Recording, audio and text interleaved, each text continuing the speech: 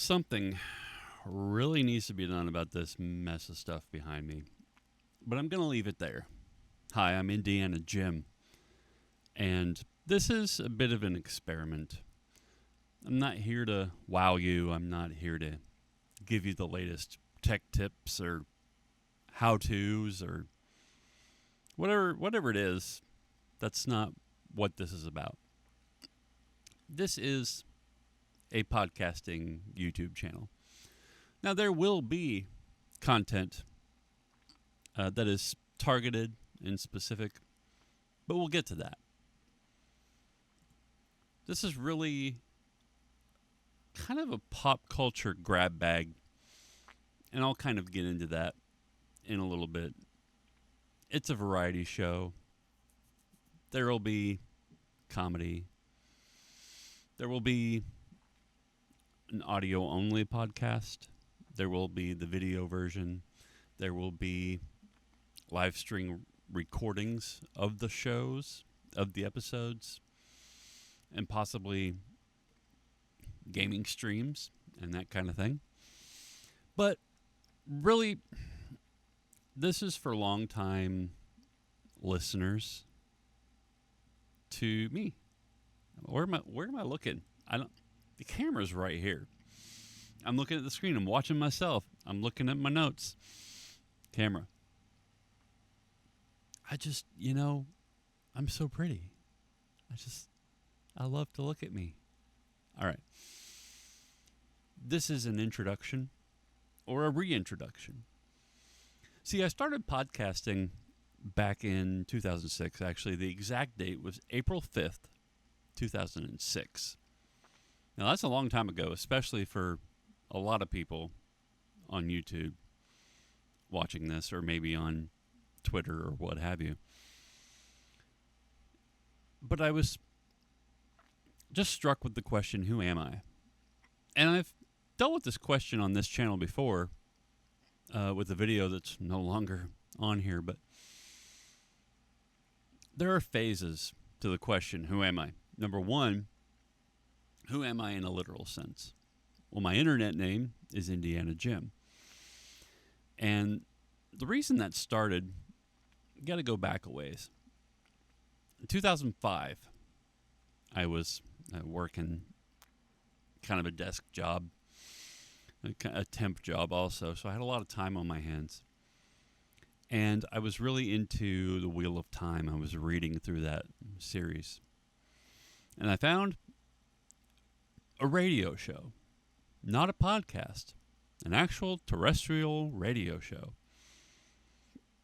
And it was called The Dragon Page. And the Dragon Page was two guys out in Phoenix named Evo Terra and Michael R. Menengue.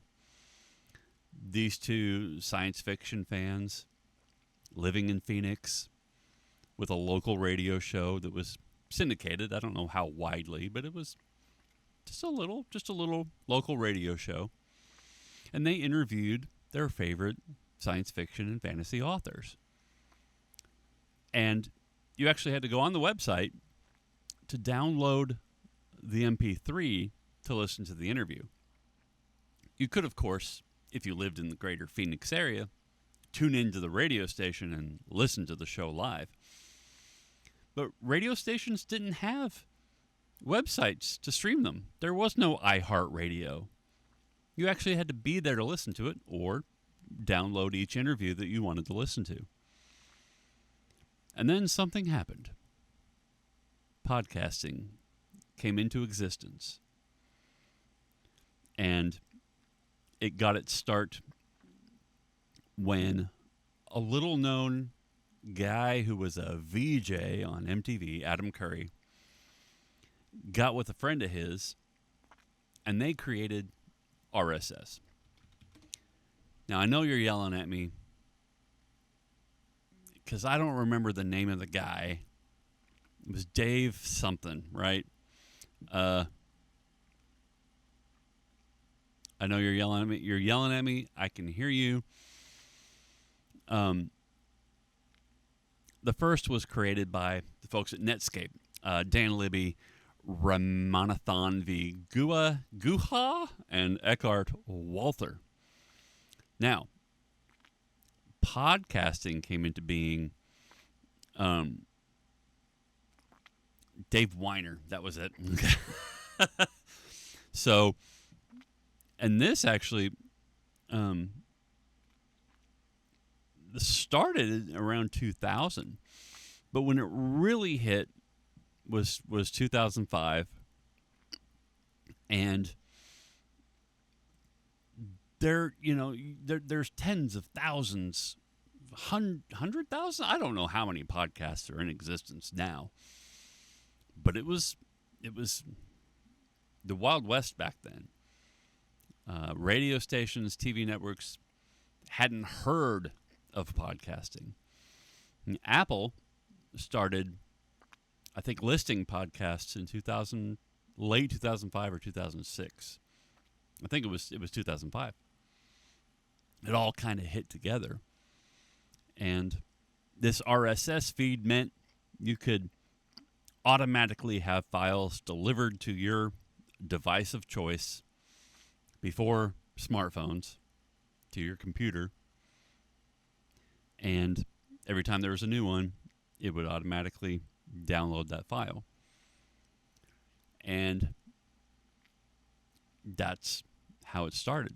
That's how podcasting came into being. Instead of broadcasting, okay, it was podcasting. This thing was cast to your iPod, your device that downloaded it and put it on your iPod. That's kind of where that came from. And iPod being portable on demand. It all kind of goes together. So when you're watching a YouTube video and somebody says, yeah, watch our podcast, that's not a podcast. You have to go onto YouTube to watch it. You have to go onto YouTube to listen to it. Okay? That's not a podcast. It's a stream. You can call it a stream.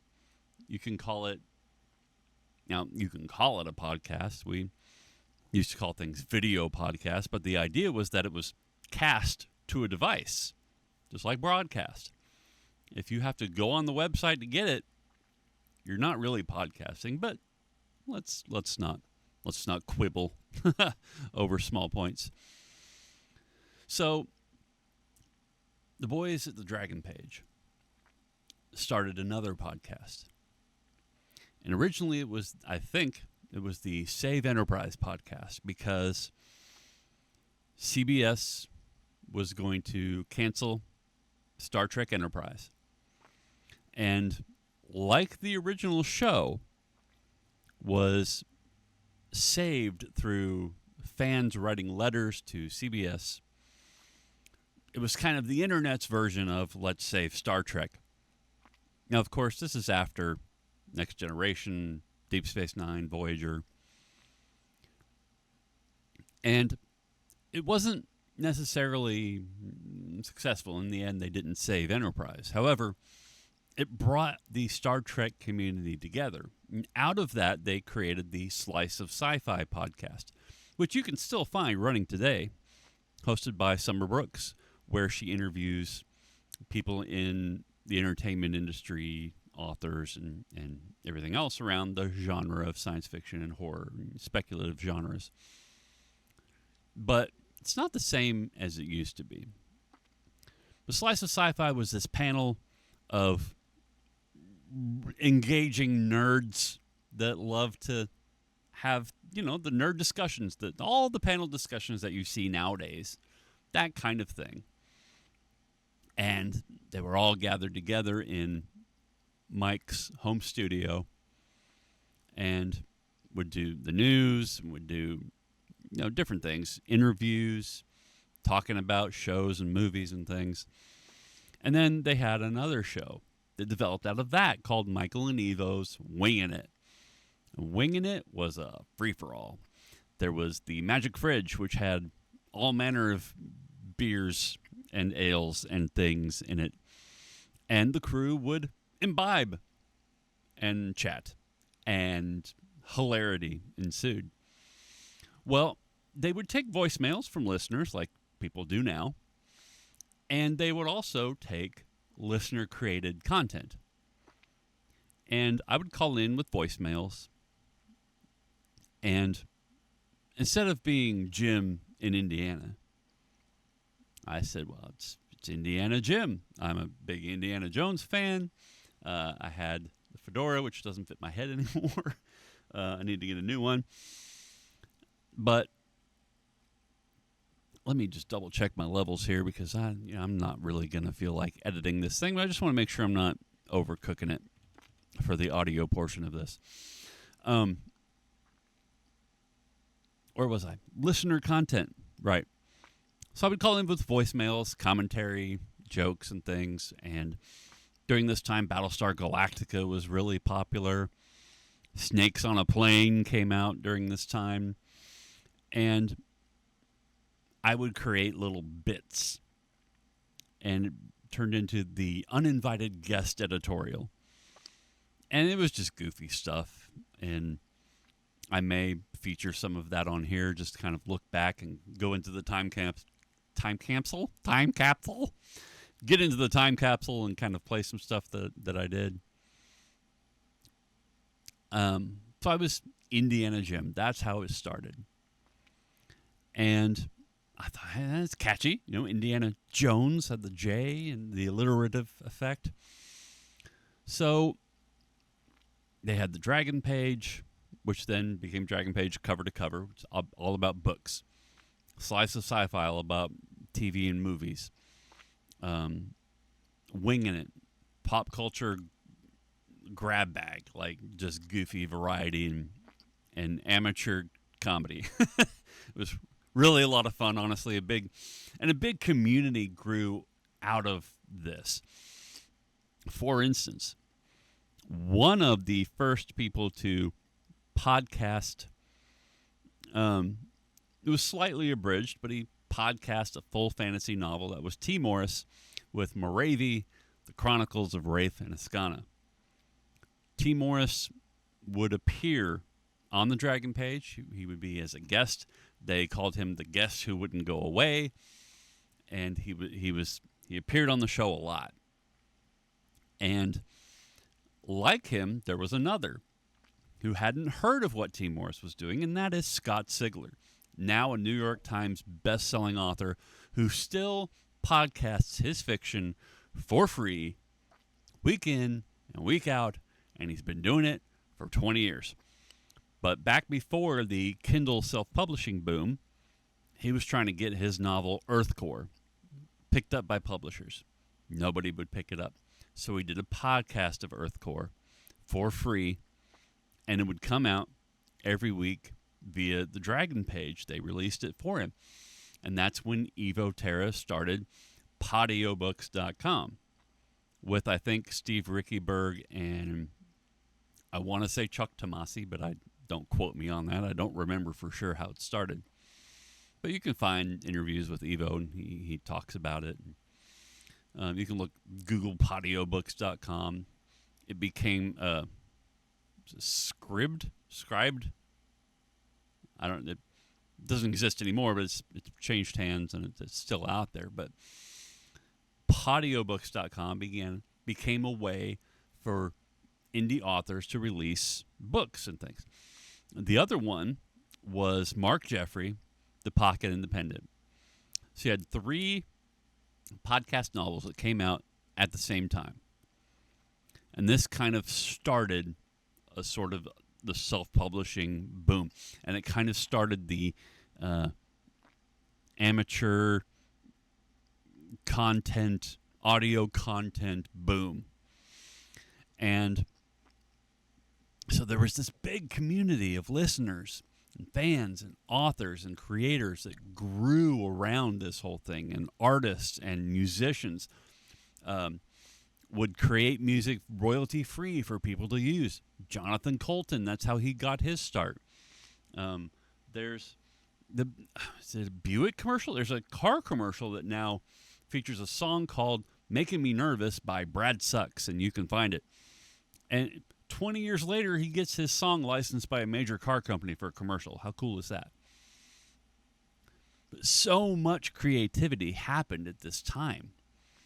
in 2005 and 2006. It was all indie. It was all cottage industry. It was all make something in a studio in your garage. NPR wasn't involved here. The big networks weren't involved. Adam Curry had the Daily Source Code. This became a very popular podcast. Let's see. Dawn and Drew, which is now defunct, but they were one of the early ones. This Week in Tech was one of the early ones. The podcast Answer Man, Cliff Ravenscraft. And there were so many people just creating their own followings. And it was just this really, really wonderful outgrowth of creativity. And those days are somewhat lost now. But that's where I got my start. And I started my first podcast April 5th of 2006 called the As Yet Untitled Podcast. It was kind of like, well, I'll fill this in later, right? And I did a few episodes. Let's see, how many episodes did I do? Because I have these files still in my archive here. So I did 8 if you count episode 0. I did 8 episodes of the As Yet Untitled Podcast. And I joined Farpoint Media, which was a network started by the folks at Slice of Sci-Fi. Summer Brooks was part of the group there, and she's still doing the podcast, as I mentioned earlier.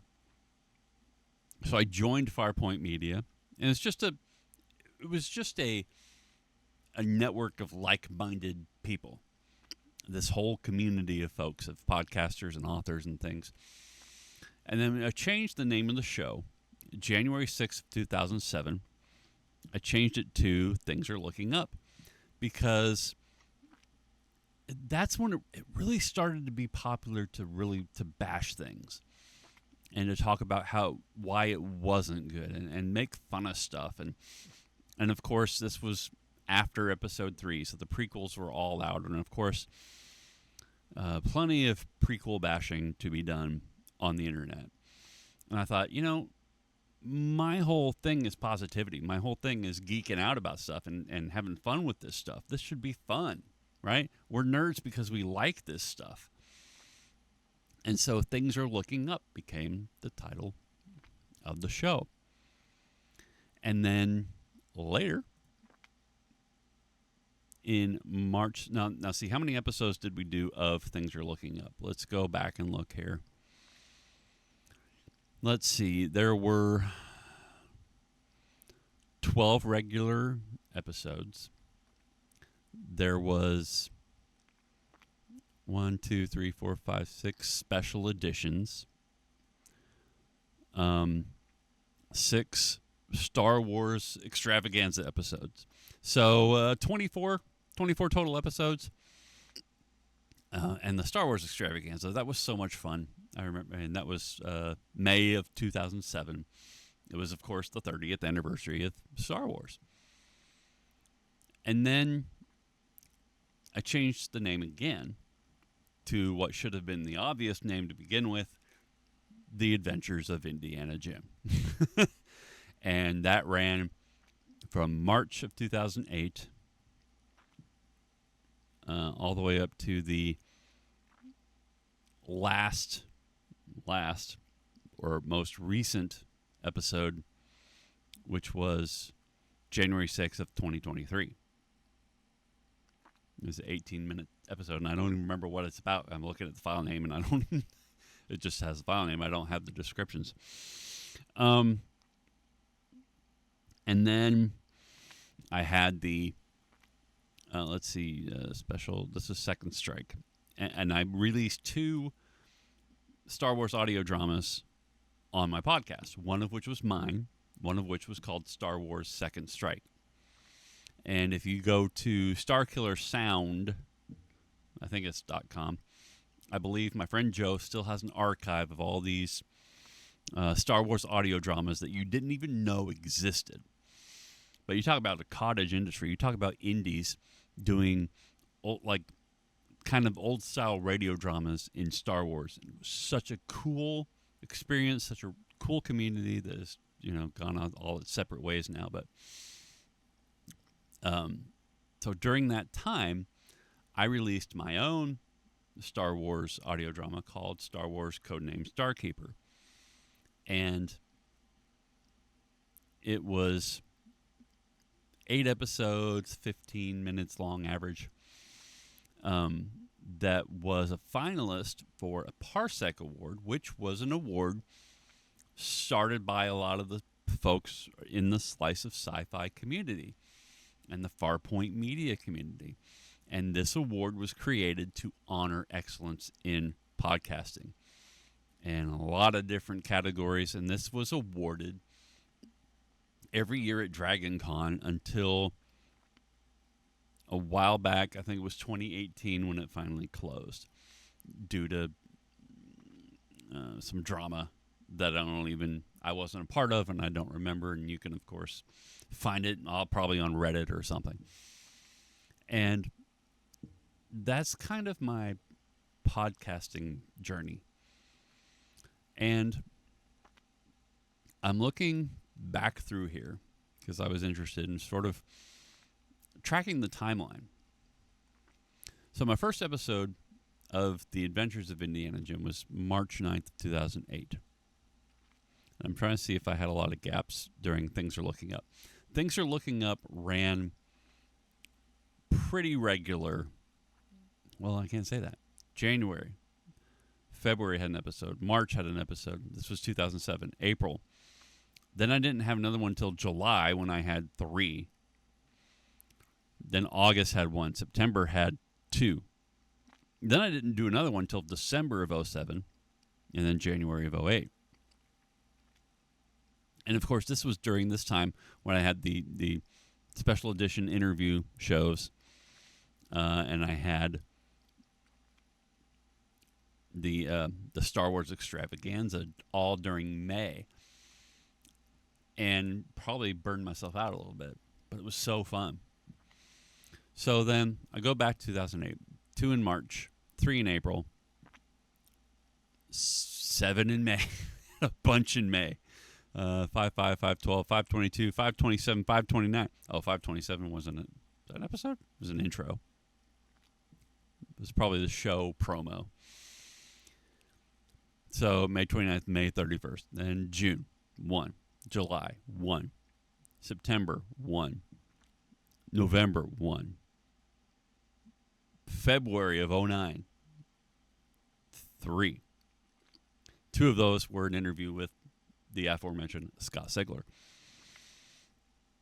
And you can't find these on the internet. That site is now defunct. 2 in March, 1 in April, 2 in May, 3 in June, July, August, September, October, 2 of them. November. No.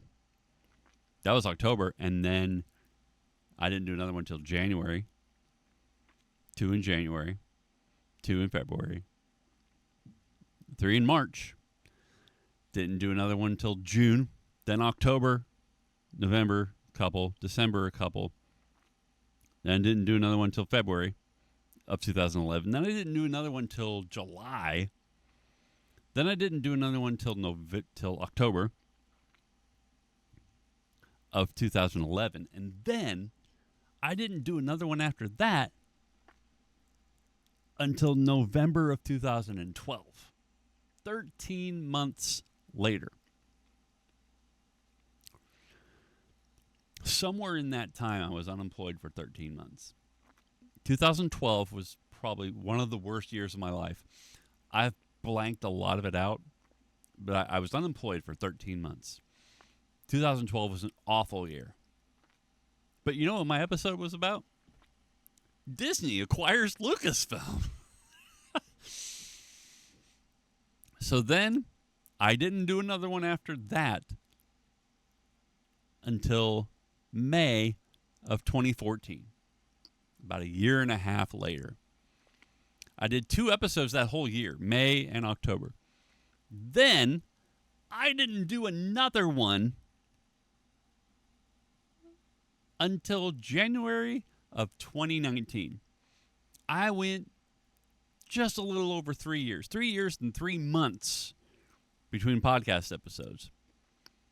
Now, one of the things about being successful on the internet as a content creator is consistency.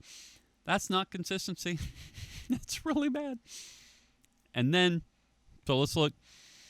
And the first episode of 2019 was called 2008, the year podcasting almost killed my marriage. I may revisit that one. I may put that back online just so it's up. So 2 in January. Then I didn't do another one till June called Midlife Anxiety and Crippling Angst, a comedy. Let's see, July to August 1, September 1, October 1. Then I didn't do another one till June of 2020. October 2020, 2 of them. September of 21, so another almost a year. November 21. And then January of 2023.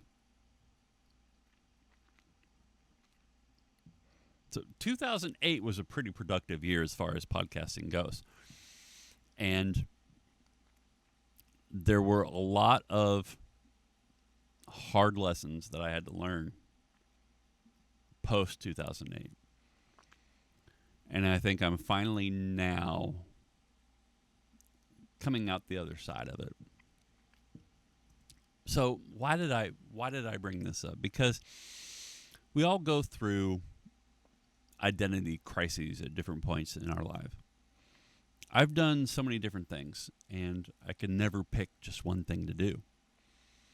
And I was a music major coming out of high school when I probably shouldn't have been, because that's a kind of creative field where you have to be at the top echelon of your game for that to matter, for that to be not worthwhile, because it was worthwhile. It was a great experience. Had a lot of fun doing it. But if I went back now and I looked at it, I probably would have majored in English, like as a storyteller. But, and I don't say not but, I banged my head against the wall to try to accomplish something musical. Things that didn't go the way I'd hoped they would go, the way I expected them to go. And so many times I've gone through periods where I've just ended frustrated with music. And so my guitar sits in its case, and I don't pull it out anymore. I don't do anything with it anymore. I have always been an avid churchgoer. That's been part of my life. I served on staff at a church, leading the music for 2 years. And it wasn't that experience was so bad, but I realized it wasn't for me. And when my son started playing music, I kind of got out of it. And it was just something, a switch was flipped, and I just didn't want to do it anymore. And I sort of it's his thing now. It's his love. And I still will probably do some music. I have some plans, some ideas for things I'm going to do. So we'll just keep that in my back pocket. But when I moved out to Indiana from Arizona, I had been fired from my job in Tucson. I was still going to school, but I had effectively dropped out.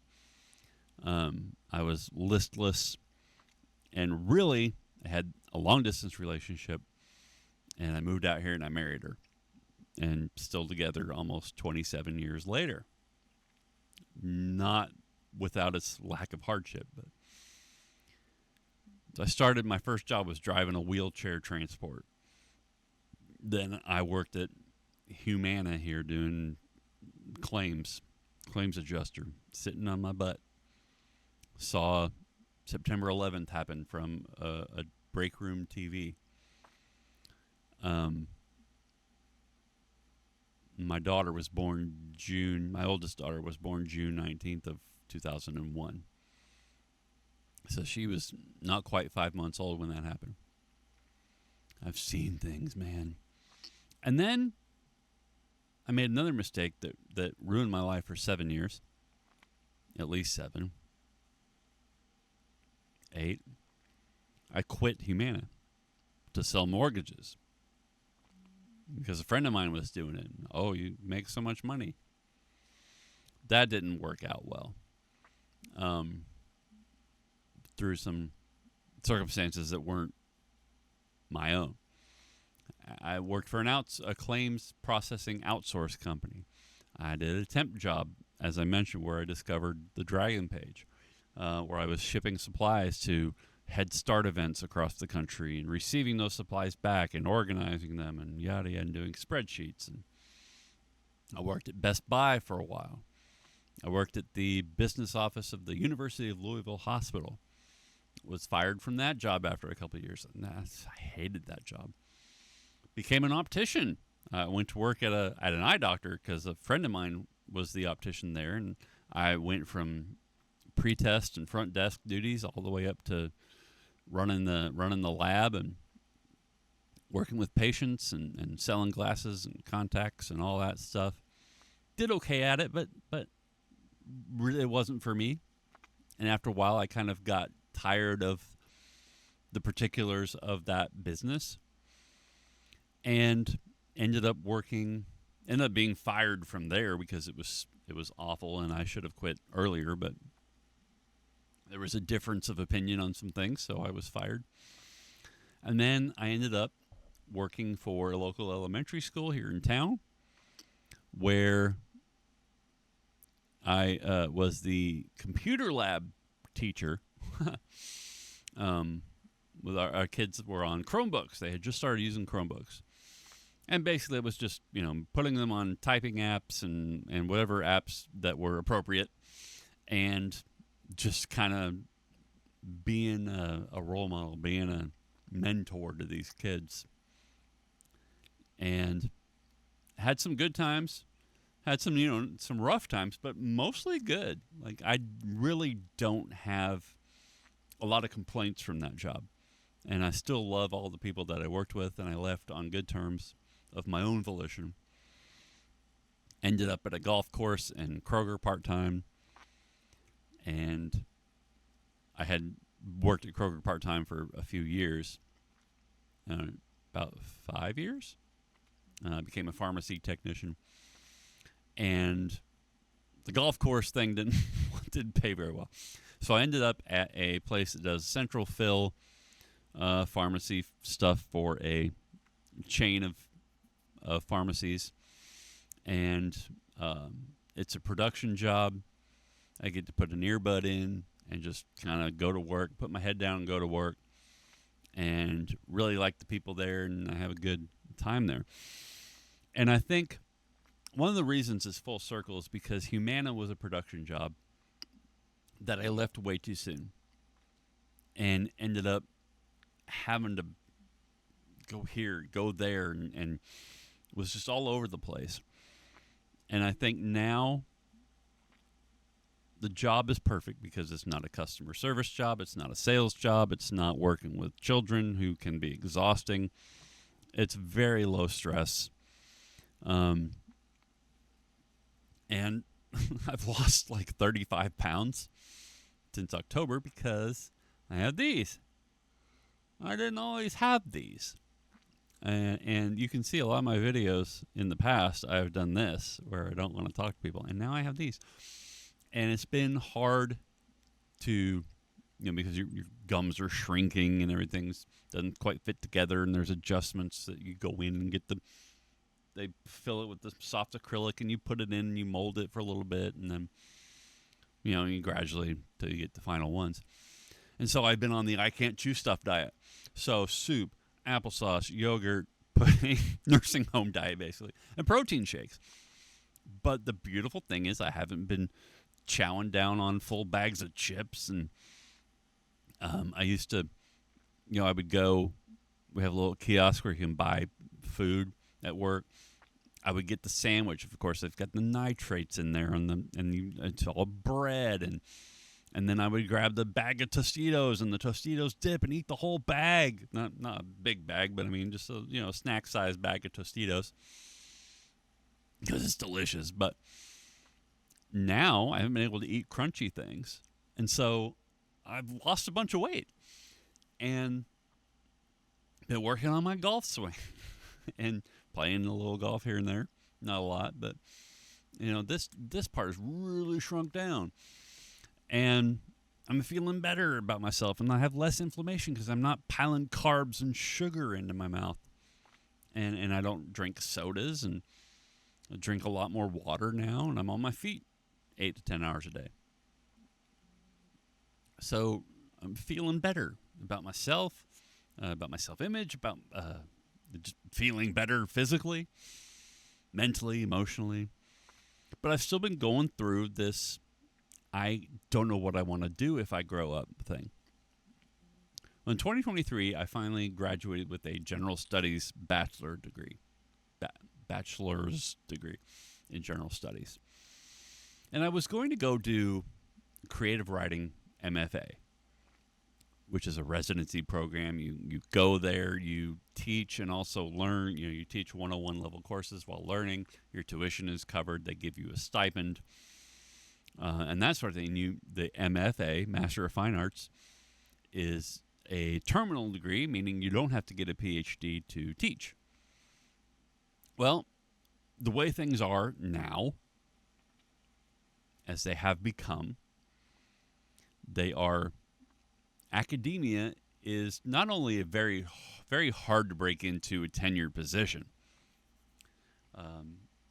not to mention the humanities are, like music programs, like the humanities are struggling. And so not only does it not really pay great, and it's hard to get tenure, it also has grown increasingly hostile to people like me, who is a Christian, a conservative, politically conservative, though I don't love everything coming out of the right, but I really don't like anything coming out of the left, that's for sure. And who believes in free speech. And while I think that is turning a little bit, it was something I didn't feel like that was really where I needed to go. And there's a lot of people that would, I'm going to take that on and fight the system, and I just don't. That's not me. And just so you know, this channel will not be talking politics.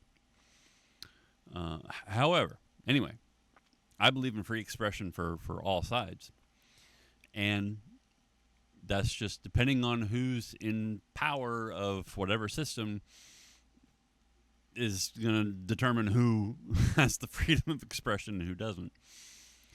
So, anyway, that ruled that out.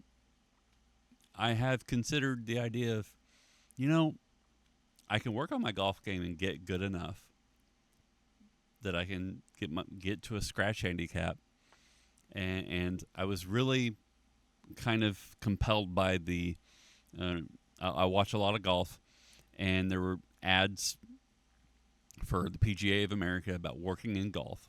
And you can become a PGA member and do different things in the golf industry, not a PGA Tour player, but PGA of America professional. And I was thinking course management or teaching pro.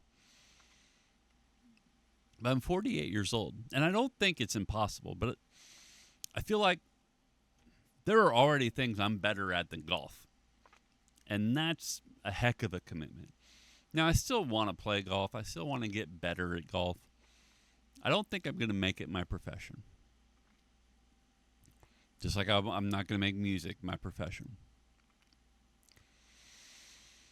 But here's where I had problems. Video games. I play a lot of video games. But I'm at the point now, or I'm at the age now, where it's not as appealing to me. Maybe it's just because the games that I play have become stagnant. I still like Apex Legends, even though the learning curve is very high, and reflex-wise, I'm okay at keeping up with people, but so much faster than me. And I tend to get a little stressed out playing. So I feel like there are other things I can do. So, being that I love golf, I play PGA 2K25.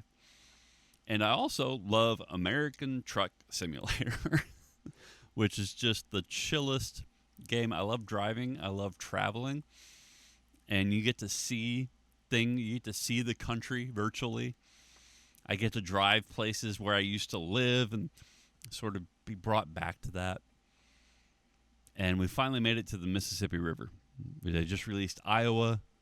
They got Missouri and Arkansas. We're waiting on Louisiana and Illinois and South Dakota. And so that's one of the games you might see me play on this channel. You might catch me playing Apex. You might catch me playing the next Battlefield game. Now, any video game videos will go on my 40 Plus Gamer channel. Live streams, I don't know if they'll happen on this channel or another channel. We're going to wait and see. We're going to wait and figure that out later.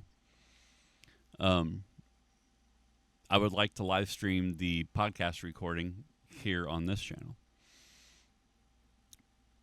So, who am I? Now, I'm a writer. I've written things. I wrote the Star Wars audio drama. I wrote a goofy comedy called Thesis of Fantasy. This is kind of like a Connecticut Yankee in King Arthur's Court, if you're familiar with that. I've written 2 science fiction novellas for the now defunct Decipher card game Wars, which is what they developed after they lost the license to the Star Wars collectible card game, which moved to Wizards of the Coast. I have 2 novellas in that, which you can go find and you can read. And I also have a fantasy novel out there called First Blade, which you can go purchase right now, which will probably end up being revised and updated at some point in the not too distant future. So make sure you get the version or don't get the version. I don't. Either way, you can wait for the updated and expanded version, or you can go get the version that's out there now, which of course I won't turn my nose up at. But if you want to get in on the ground floor and say I knew him when, that's the one to go get. Just like Scott Sigler, you can't find the initial hardcover release of Earthcore anymore. It's like $75. I think you could find a seller on Amazon that has it for like $50 to $75 or something. Anyway, you can get the original version now. It's not in paper. It's only on Kindle. It's everywhere. Barnes & Noble has it, EPUB and whatever, Nook and whatever. Let's see. And I have a couple short stories that are out. So you can go to indianajim.wordpress.com. Find that there. And I'll put a link down below in the description. Anyway. So who am I? Well, I can't escape the compulsion to write.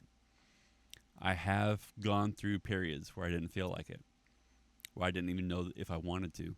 And I think that's because I wasn't stretching the muscle. I wasn't exercising the muscle. I wasn't doing the thing that makes me enjoy it. But recently, I've sort of rediscovered what made me love it to begin with.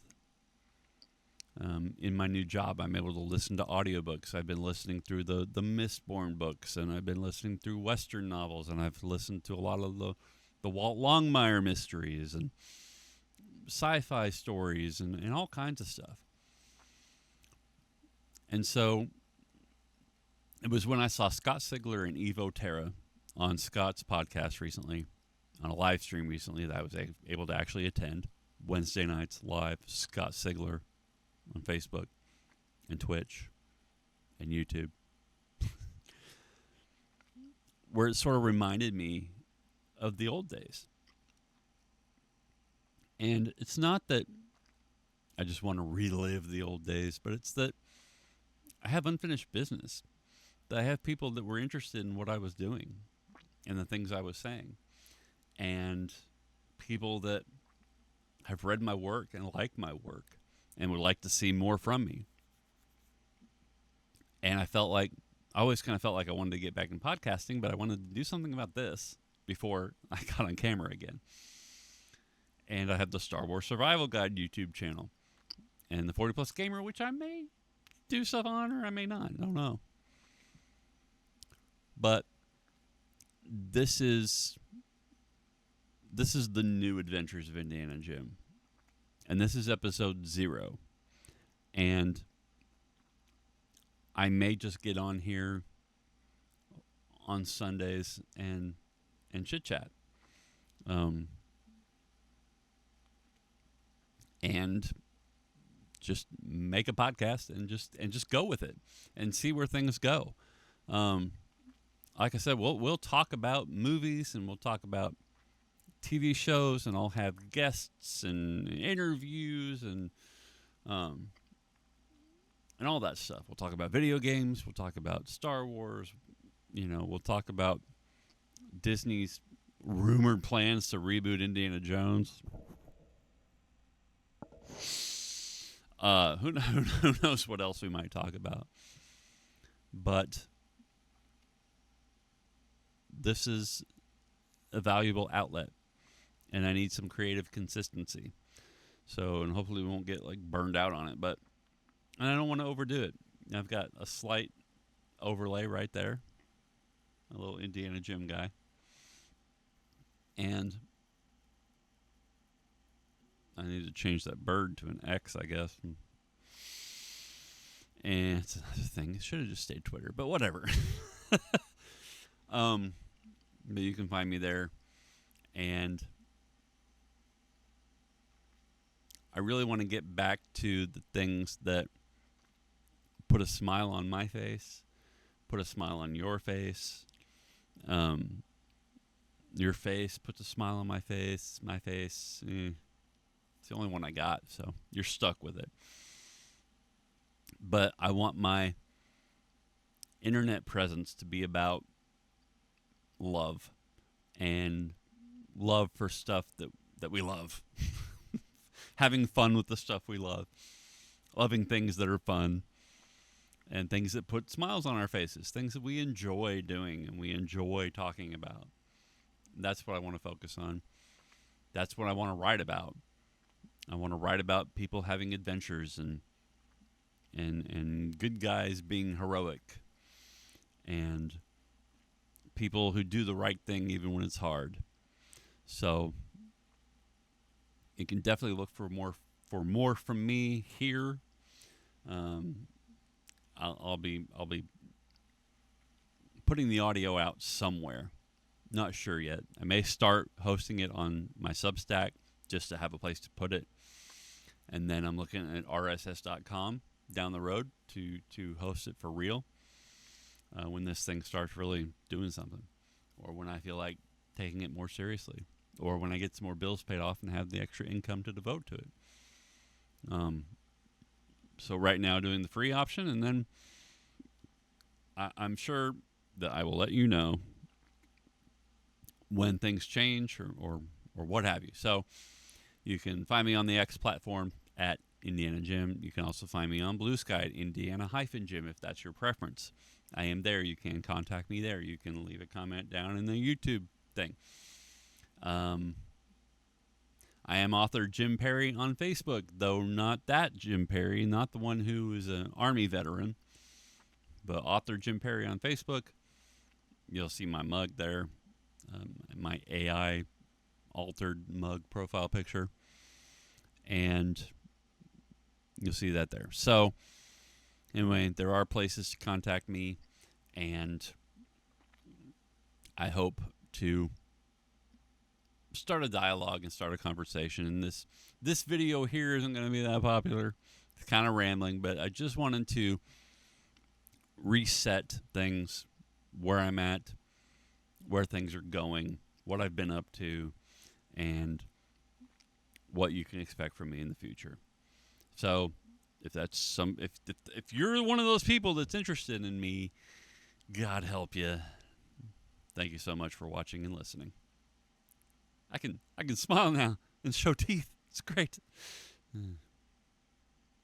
Is that TMI? I don't know.